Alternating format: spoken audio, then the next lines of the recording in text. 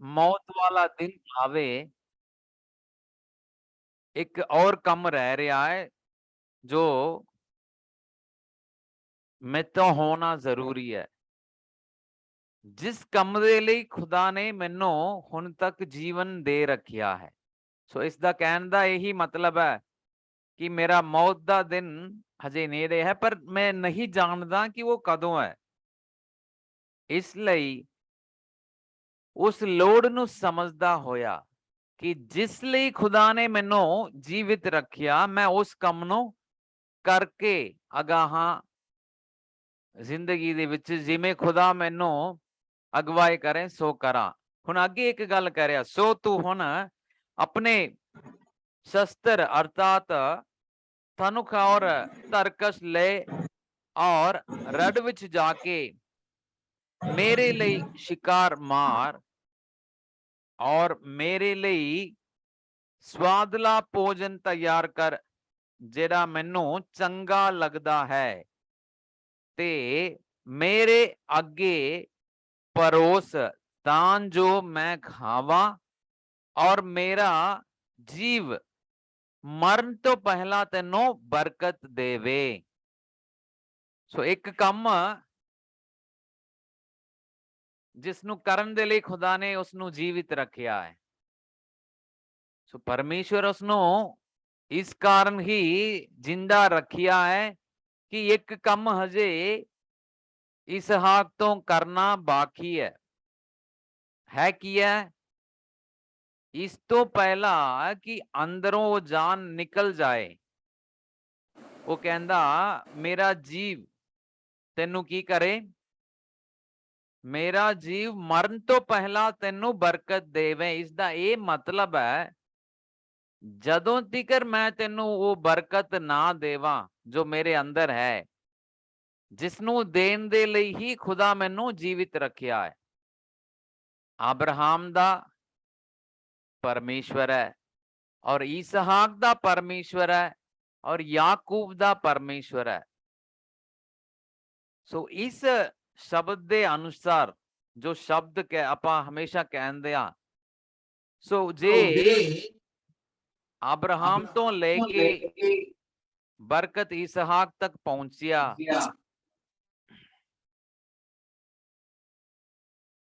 और इसहाक तो चाहिदा वो याकूब तक भी पहुंचे।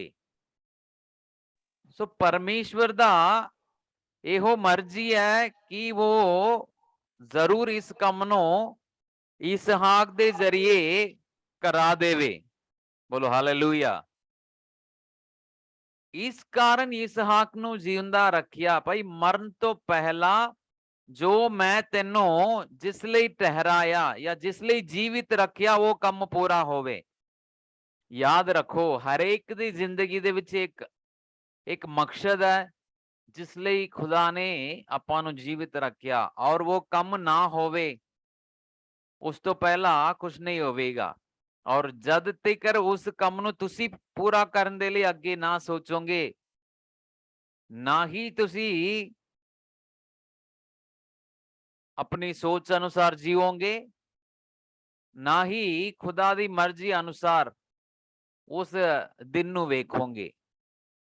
सो इसहाक इस दिन दे लई उड़ीकदा रहा और दिन नेड़े आ गया, पर उसनू दिन नहीं पता है। पर कहंदा तू जा मेरे लिए शिकार करके ले आओ ते मैनू खवा, मैं उसनू खावा और मैं तेनू बरकत दिया।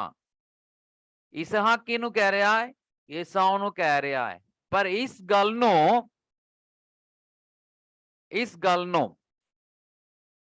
वचन अध्याय 27 ਦੇ 6ਵੀਂ ਆਇਤ ਦੇ ਵਿੱਚ ਲਿਖਿਆ, ਤਾਂ ਰਿਬਕਾ ਆਪਣੇ ਪੁੱਤਰ याकूब ਨੂੰ ਆਖਿਆ, ਵੇਖ ਮੈਂ ਤੇਰੇ ਪਿਤਾ ਨੂੰ ਸੁਨਿਆ ਜਦ ਉਹ ਤੇਰੇ ਭਰਾ ਈਸਾऊ ਨੂੰ ਇਹ ਬੋਲਿਆ ਕਿ ਮੇਰੇ ਲਈ शिकार लेके स्वादला भोजन तैयार कर जो मैं खावा और यहोवा दे सन्मुख अपनी मौत तो पहला तेनू बरकत दिया।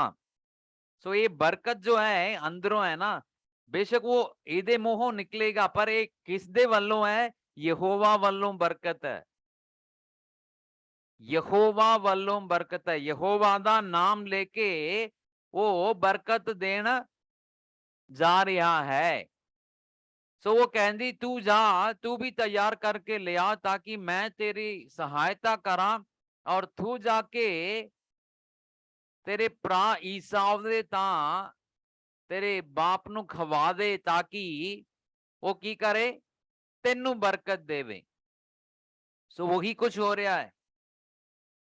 ਦੋ ਲੋग ਚਾਹੁੰਦੇ ਕਿ ਬਰਕਤ ਨੂੰ ਪ੍ਰਾਪਤ ਕਰੇ और एक जिस प्रकार इसहाक ने कहा सुन के शिकार ले जा रहा है, दूसरा रेबेका दी गल सुन के जा रहा है और वो सब तो पहला आ रहा है और इसहाक दे अगे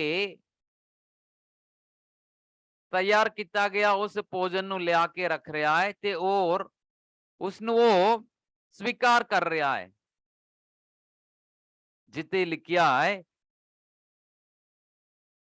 अगे वो की करदा है, मेमनिया दिया खल्ला उसदे हत्थां और उसदी रोमहीन तोन उत्ते लपेटिया ताकि पता ना लगे कि जिहड़ा लिया रहा है वो याकूब है।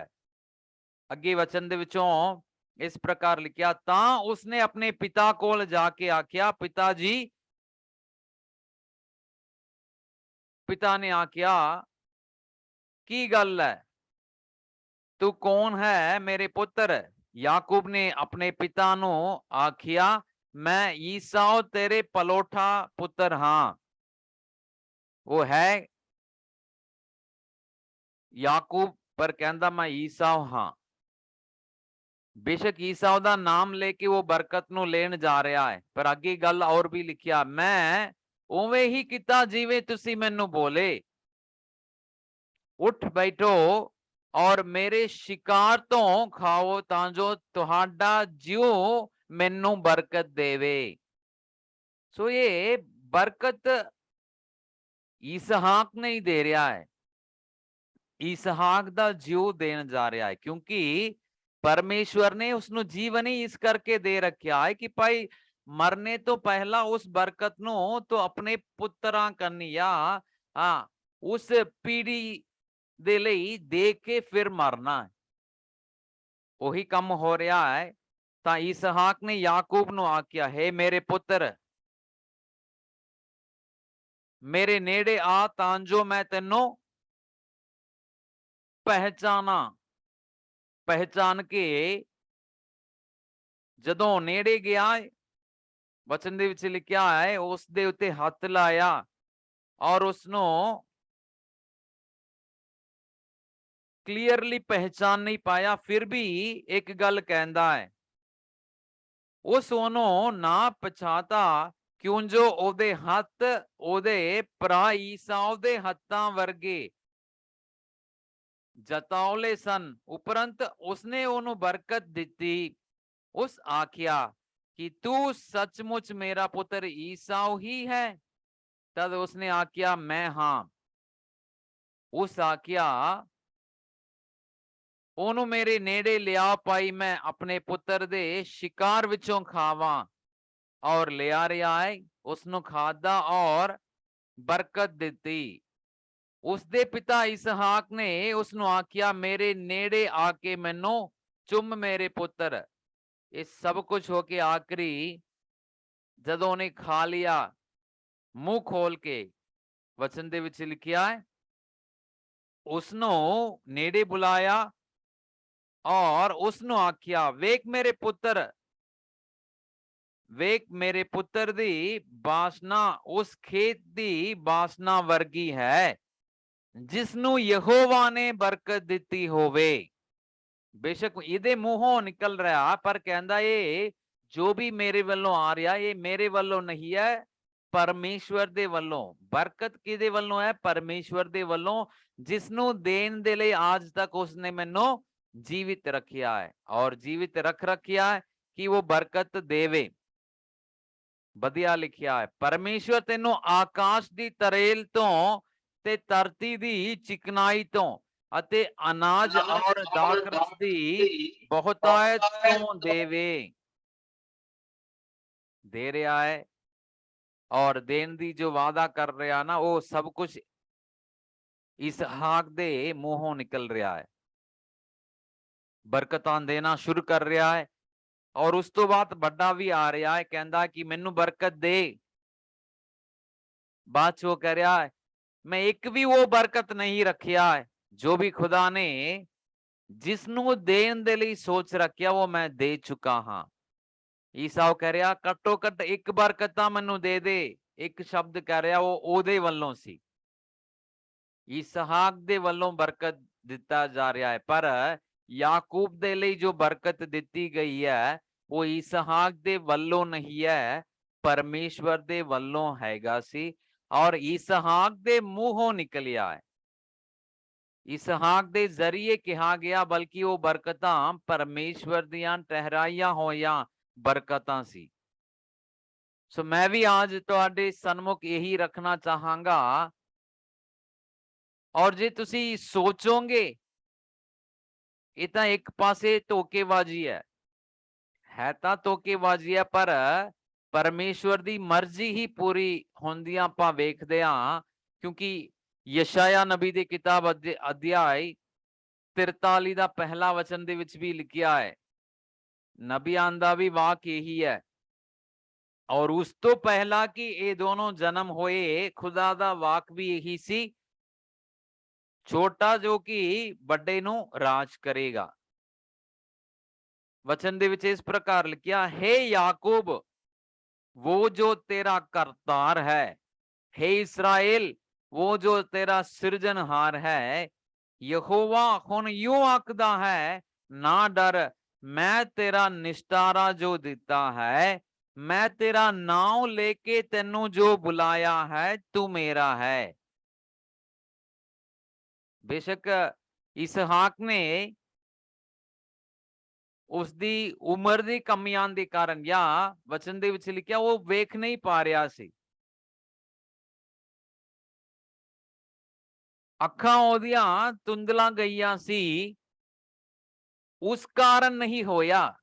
ਆਪਾਂ ਸੋਚੀਏ ਕਿ ਇਸ ਕਾਰਨ ਹੀ ਹੋ ਗਿਆ ਭਾਈ, ਉਹ ਦੇਖ ਨਹੀਂ ਸਕਾ ਤਾਂ ਕਰਕੇ ਇਹ ਸਭ ਕੁਝ ਹੋਇਆ। ਪਰ ਵਚਨ ਦੇ ਵਿੱਚ ਲਿਖਿਆ ਹੈ ਯਹੋਵਾ ਹੁਣ ਯੂੰ ਆਖਦਾ ਹੈ ਨਾ ਡਰ, मैं तेरा निस्तारा जो देता है, मैं तेरा नाम लेके तेनू जो बुलाया है तू मेरा है। सो परमेश्वर ने जद तुहानू चुन लिया, नाम लेके तुहानू सदिया या कर लिया, कुछ भी हो, याद रखो तुहाडे लई जो बरकत है, तुहाडे लई जो यहोवा वल्लों बरकत है उसनों कोई और नहीं ले सकता, कोई भी नहीं ले सकता है।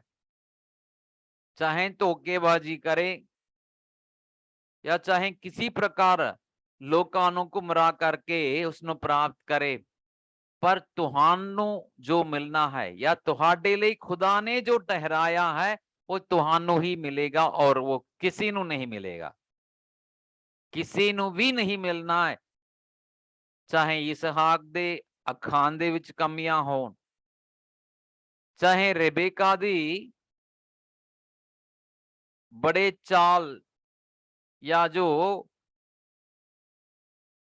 बहुत ही क्रिएटिवली सोच के या वाइसली बड़े सोच वो एक इस प्रकार सोच रही है कि अपा कुछ इस प्रकार चाल चलाइए कि ईसाऊ नू जो मिलना है उसनो याकूब तक पहुंचाइए, ना कि वो रेबेका दे वल्लों, ना ही वो इसहाक दे वल्लों, पर वो यहोवा वल्लों सी कि बरकतां किनू मिले, याकूब नू मिले, सो उस कोले पहुंचेगा। चाहे उसदे खिलाफ इसहाक आवे, रेबेका आवे, परमेश्वर दी सोच तुहाडे लई या ओदी इच्छा जो तुहाडे लई है वही तुहाडे नाल होना है, होवेगा। उस तो इलावा तुहाडे नाल कुछ भी नहीं होने वाला है, कुछ भी नहीं होने वाला है। परमेश्वर दा वाक यही है, कहंदा मैं तेरा नाम लेके तेनू जो बुलाया है तू मेरा है। बस गल खत्म। तुसी किसी और बारे ना सोचो, या तुहानू बरकत ना देने दे लई जिहड़े लोग फिरदे ने, या तुहाडे बरकत तुहाडे तक ना पहुंचण दा जिहड़े लोग कारण हो रहे ने, उन्हां करनी तुहाडा कोई ध्यान ना हो। उन्हां वल ना देखिया करो, वो कुछ नहीं कर सकते। जद परमेश्वर ने तुहानू चुन लिया और तुहाडा नाम जो जान लिया और जो नाम लेके उसने पुकार चुकिया है, ਤਾਂ वो बरकत सिर्फ ते सिर्फ तुहाडा है और कोई उसनों चुरा के ले नहीं सकदा है। ਤੁਸੀਂ ਯਹੋਵਾ ਵੱਲੋਂ ਚੁਣੇ ਗਏ ਲੋਕਾਂ ਦੇ ਵਿੱਚ ਹੋ।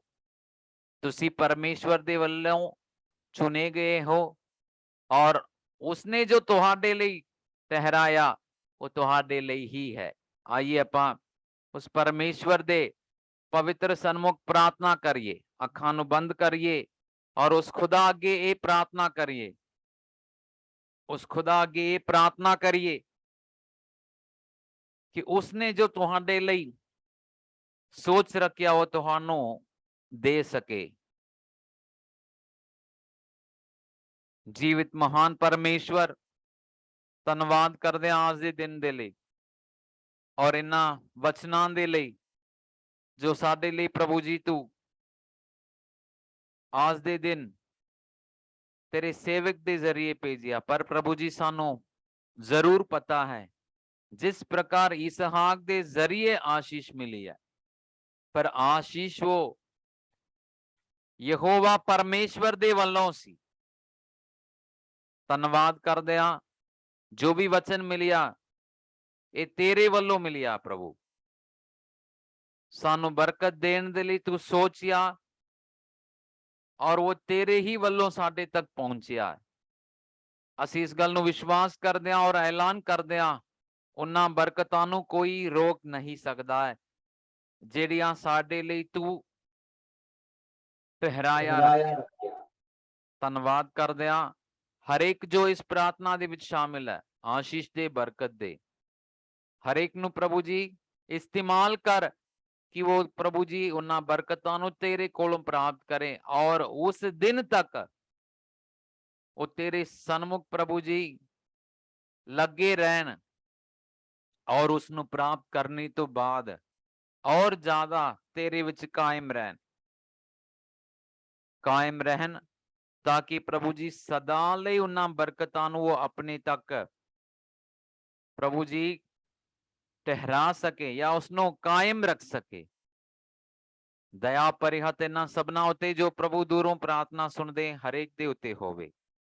यीशु नासरी दे पाक ते पवित्र नाम दे विच होके दुआ मंगदे आ, आमीन आमीन। मिल के बोलांगे, हे मेरी जान यहोवा नूं मुबारक आख ਅਤੇ जो कुछ मेरे अंदर है उसके पवित्र नाम नूं। हे मेरी जान यहोवा नूं मुबारक आख ਅਤੇ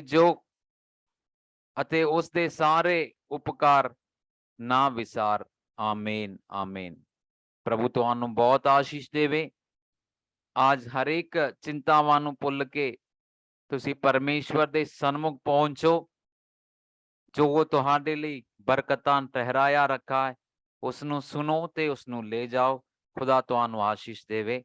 आज ਐਤਵਾਰ हरेक नूं ਚਾਹੀਦਾ ਸਮਾਂ ਕੱਢ के उस परमेश्वर दे पवित्र हैकल पहुंचे। God bless you all. जय मसीह दी।